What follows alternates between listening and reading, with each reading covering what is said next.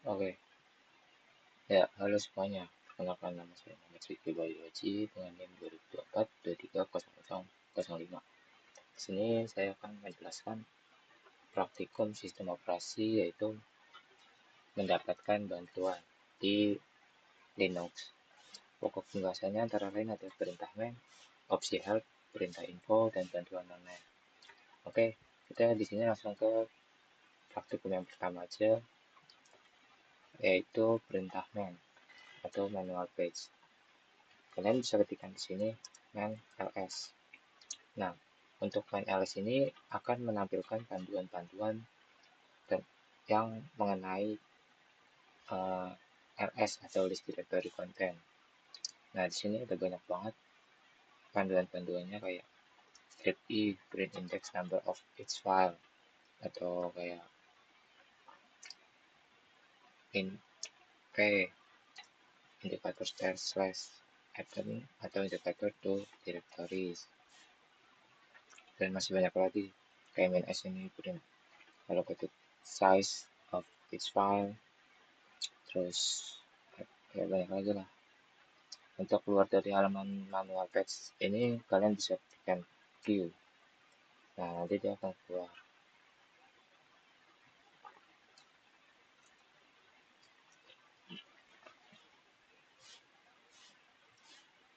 Nah, selain itu, selain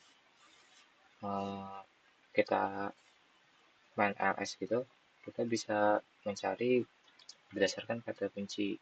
Tapi misalnya kan kalian nggak tahu perintah spesifiknya, kalian bisa memakai kata kuncinya aja.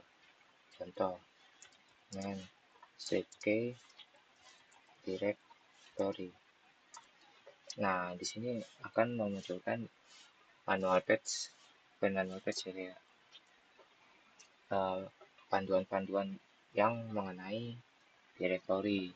Di sini kayak ada mkdir, mkdirat, mkdtemp, kayak membuat temporary directory, kayak membuat directory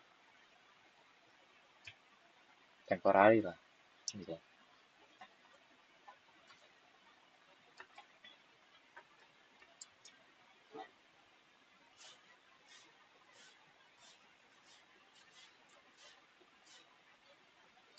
Nah, selain itu, selain ada command main ini, kalian juga bisa menggunakan opsi help. Ini masuk ke pembahasan yang kedua. Caranya kalian bisa ketikkan aja di sini ls strip help. Nah, ini contohnya. Nah, bedanya apa sih sama main ini? Bedanya ini lebih ringkas dibandingkan main ls. Ini biasanya menampilkan daftar singkat opsi atau deskripsinya.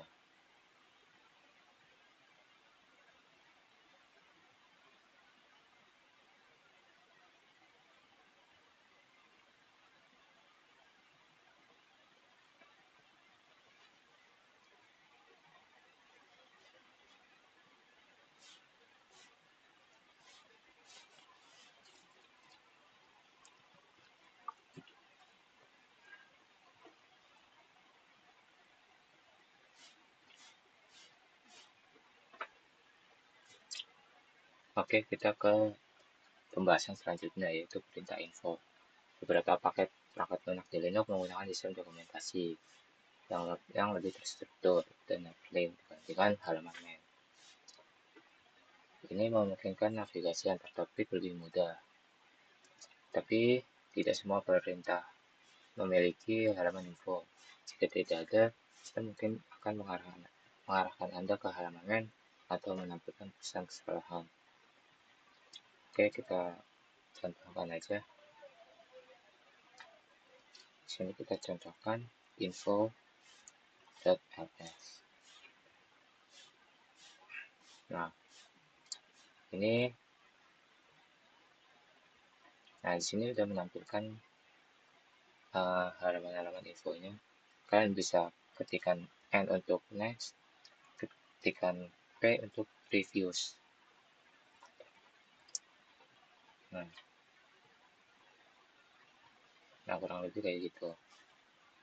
Tapi yang perlu diingat sekali lagi, tidak semua perintah memiliki halaman info. Kalian bisa tekan view untuk keluar dari halaman ini.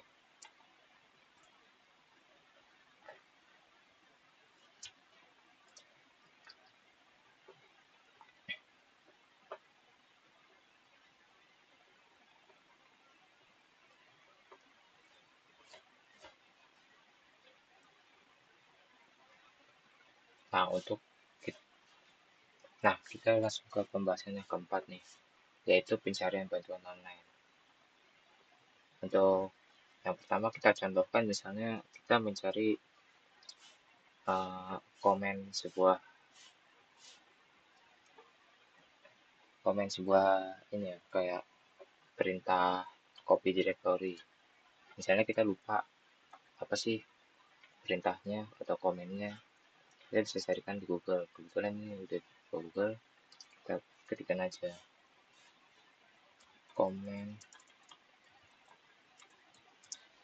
copy directory.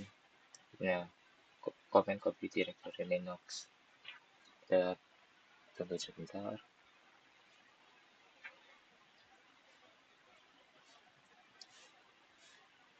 Nah, enaknya di Google karena udah ada AI-nya, di sini langsung kejawab nih. To copy directory and its content in Linux, the cp command is used with the min-r or min-r recursive option. The basic syntax is as follow. Nah, sintaksnya tuh kayak gini nih, cp min-r source directory terus ke destination directory-nya.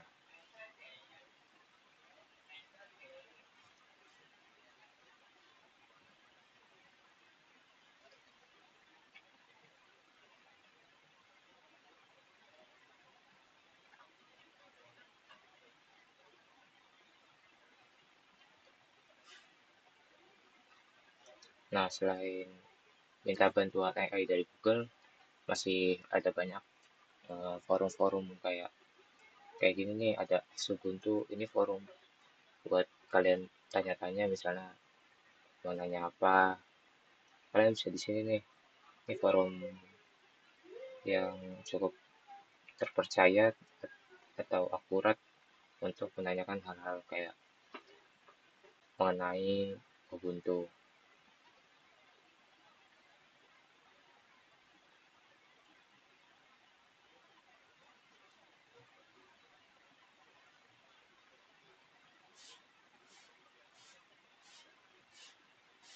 Oke, itu di sini ada beberapa tugas atau latihan.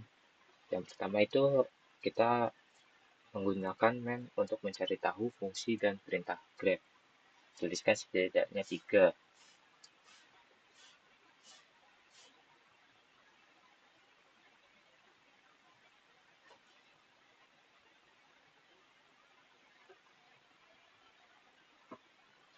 Nah, untuk perintah grep ada banyak, cuman kita perintahkan di sini contohnya 3 aja. Kita bisa ketikkan di sini grep main i error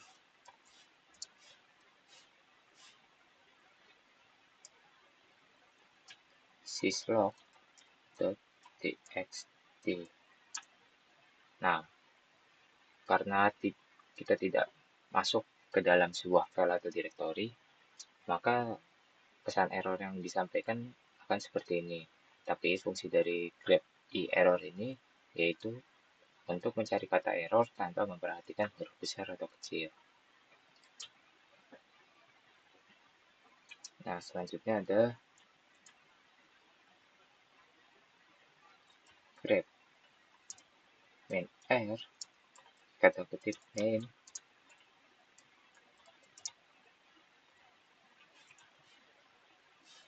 salah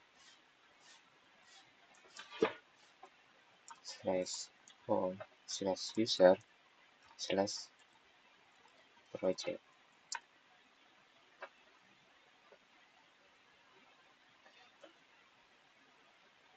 Nah, sama nih, karena kita tidak masuk di dalam sebuah file atau directory, maka pesan error yang ditampilkan akan seperti ini. Tapi maksud dari grep main ini yaitu mencari file yang ada kata main ya di dalam project user home. File project yang ada di dalam user dan ada di halaman home. Kurang lebih kayak gitu.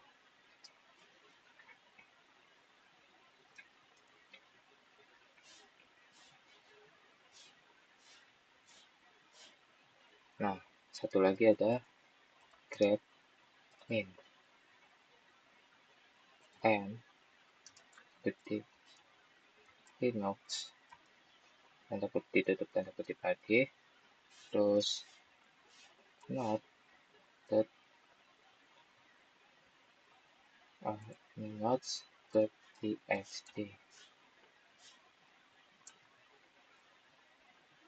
Nah, sama kayak sebelumnya, tapi fungsi dari grep and Linux ini yaitu untuk menampilkan nomor baris di mana Linux muncul. Terus kita lanjut ke soal nomor 2. Apa perbedaan rm help dan main rm? Kapan Anda akan menggunakan salah satunya? Nah, untuk menjawab ini, kalau saya rm help digunakan untuk melihat panduan cepat langsung di terminal tanpa membuka halaman manual. Sedangkan main.rm digunakan untuk memahami perintah secara menyeluruh, termasuk arti setiap opsi, catatan tambahan, dan perilaku sistem. Lanjut ke soal nomor 3. Cari informasi tentang perintah df menggunakan main. Apa gunanya perintah ini dan opsi apa yang Anda gunakan untuk melihat hasil dalam format yang mudah dibaca? Oke, kita langsung ketikkan aja di sini df. Nah, di sini langsung muncul panduan-panduan tentang directory file. Nah, sini banyak, bisa kalian baca aja. Nah, untuk keluar dari ini, kita bisa ketikkan view. Tapi, untuk yang biasa saya coba, yang biasa sering digunakan agar mudah dibaca oleh manusia, kalian bisa ketikkan gini aja, df -h. Nah, ini yang umum digunakan. Jadi, gampang dibacanya, kayak memunculkan disk space dalam bentuk KB, MB, ataupun giga. Kita lanjut ke soal nomor 4. Cari secara online how to check system up in Linux. Perintah apa yang direkomendasikan dan bagaimana caranya. Oke, kita langsung aja ke Google berarti. How to check system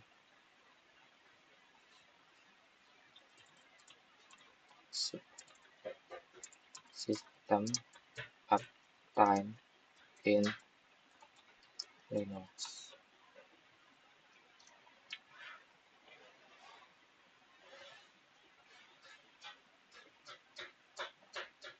Check up system uptime in Linux.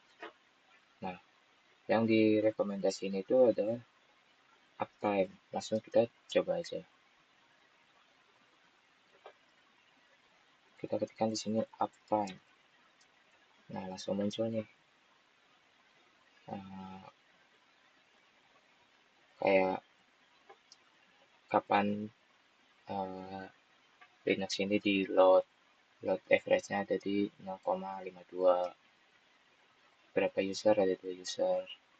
Terus untuk cari yang lebih spesifiknya lagi kayak uptime strip s.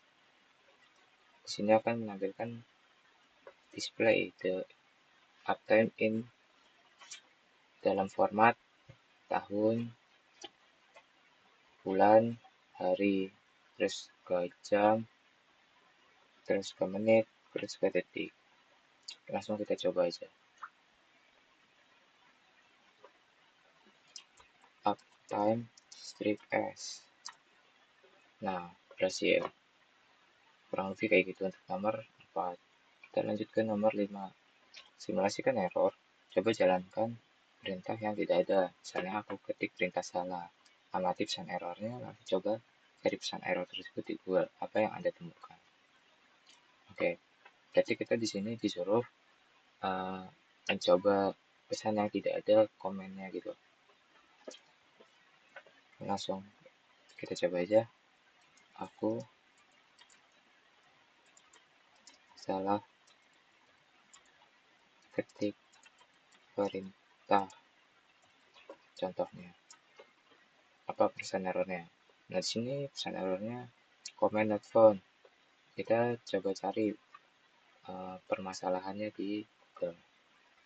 Kita cari solusinya. Comment not found di Linux dan cara mengatasinya. Kita tunggu dulu. Nah, di sini kalian bisa baca nih, kesalahan not comment not found di Linux terjadi karena perintah yang dimasukkan belum terpasang di sistem. Tidak ada variabel lingkungan path atau salah ketik. Untuk mengatasinya, Anda bisa memeriksa apakah perintah sudah terinstall dengan nama perintah, memasang perintah yang hilang menggunakan sudo apt install dan nama perintah. Nah, kurang lebih kayak gitu untuk nomor 5. Jadi, misalnya kalian tidak tahu pesan error apa yang ditampilkan oleh Linux, kalian bisa cari aja di Google dan bagaimana cara mengatasinya.